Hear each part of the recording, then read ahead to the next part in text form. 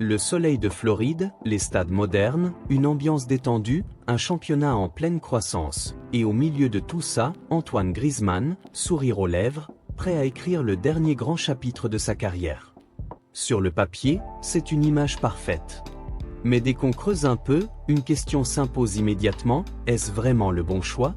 Parce que derrière le rêve américain, il y a une réalité beaucoup plus brutale. Et aujourd'hui, on va aller droit au but, pas de détour, pas de répétition, juste une analyse claire, lucide et surtout honnête. Alors reste bien jusqu'au bout, parce que ce que tu vas découvrir pourrait complètement changer ta vision de ce transfert. D'abord, il faut comprendre une chose essentielle. Antoine Griezmann ne part pas aux États-Unis par hasard. Ça fait des années qu'il parle de la Major League Soccer comme d'un objectif de carrière.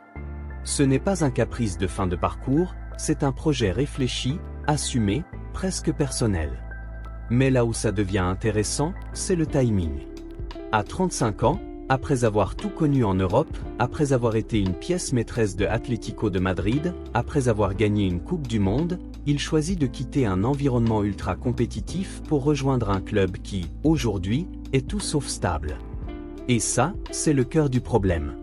Parce que parlons franchement, Orlando City SC, dans son état actuel, ne fait pas rêver. Les chiffres sont brutaux.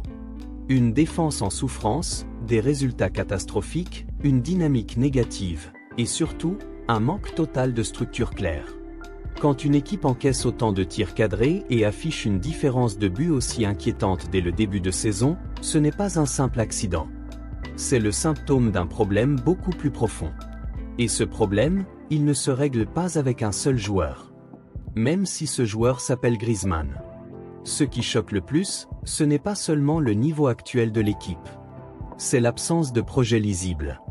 Quand tu regardes ce qu'a fait Inter Miami CF avec Lionel Messi, tu comprends immédiatement la différence. Messi n'est pas arrivé dans le vide. Il a été entouré, protégé, intégré dans un système pensé pour lui. Même logique avec Luis Suarez, Sergio Busquets ou encore Jordi Alba. Ce n'est pas juste du marketing. C'est une stratégie. À Orlando, aujourd'hui, on est à l'opposé total. Le club a fait un choix radical, misé sur la jeunesse. Des joueurs prometteurs, des paris, des profils à développer. Sur le long terme, ça peut être intelligent. Mais à court terme, c'est un pari extrêmement risqué. Pourquoi? Parce que ça signifie que Antoine Griezmann va arriver dans une équipe où il sera non seulement la star, mais aussi le leader, le créateur, le finisseur et probablement le sauveur. Et ça, c'est une pression énorme. Dans ce genre de situation, deux scénarios existent. Premier scénario, le rêve. Griezmann transcende l'équipe. Il élève le niveau de tous les joueurs autour de lui. Il devient le visage de la franchise, attire d'autres stars, et transforme Orlando en prétendant sérieux. C'est le scénario Hollywood. Mais il y a aussi le deuxième scénario. Et celui-là, il est beaucoup moins glamour. Un joueur isolé, dans une équipe désorganisée, avec des attentes énormes, ça peut vite tourner au cauchemar. Parce que même un joueur de classe mondiale ne peut pas compenser des lacunes collectives majeures. Et c'est là que la comparaison avec Thomas Müller ou son Heung-min devient intéressante. Eux, ils arrivent dans des contextes structurés. Ils ne portent pas tout seuls leur équipe. Ils complètent un puzzle déjà en place. Griezmann, lui, il arrive avec un puzzle encore en pièces. Et ce détail change tout. Parce qu'en Major League Soccer, le statut de designated player n'est pas juste symbolique. C'est une responsabilité. Tu es censé faire la différence. Être décisif. Justifier ton salaire, ton aura, ton impact. Mais si l'environnement ne suit pas, même les meilleurs peuvent échouer. Autre point crucial, le changement d'entraîneur. Le départ de Oscar Parja en plein début de saison envoie un message très clair. Le club est en réaction, pas en construction. Et ça, pour un joueur qui arrive, c'est tout sauf rassurant. Parce que ça signifie quoi? Instabilité. Ajustement constant.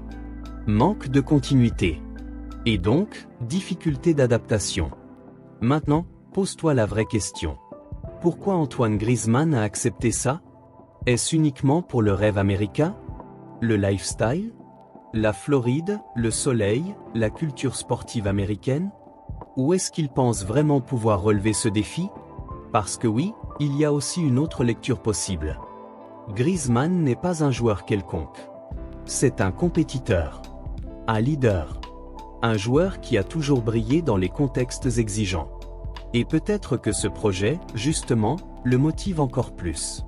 Peut-être qu'il ne veut pas juste finir sa carrière tranquillement. Peut-être qu'il veut marquer l'histoire autrement. Construire quelque chose. Laisser une empreinte. Et si c'était ça, le vrai pari? Pas juste jouer en MLS, mais transformer un club. Mais soyons lucides. Pour que ça fonctionne, Orlando devra bouger. Vite. Renforcer l'effectif. Structurer le projet. Clarifier la vision. Parce qu'aujourd'hui, tout repose sur une seule chose, l'arrivée de Antoine Griezmann. Et ça, ce n'est jamais une garantie. Alors oui, ce transfert fait rêver. Oui, il attire l'attention. Oui, il va faire parler. Mais derrière le storytelling parfait, il y a une réalité beaucoup plus incertaine. Et c'est ça qui rend cette histoire fascinante. Est-ce qu'on va assister à une renaissance spectaculaire? Ou à un dernier défi trop ambitieux? Une chose est sûre, on ne pourra pas rester indifférent. Parce que si Antoine Griezmann réussit, ce sera l'une des plus belles histoires de la MLS moderne. Mais s'il échoue, ce sera une leçon brutale sur les limites du talent face à un projet instable. Alors maintenant, dis-moi ce que tu en penses. Griezmann va-t-il tout changer à Orlando, ou est-ce un pari perdu d'avance? Lâche ton avis en commentaire, je veux vraiment connaître ton point de vue. Like la vidéo si tu veux plus d'analyses comme celle-ci. Et surtout, abonne-toi maintenant, parce que les prochaines révélations sur le mercato et les coulisses du football arrivent très bientôt, et tu ne veux clairement pas rater ça.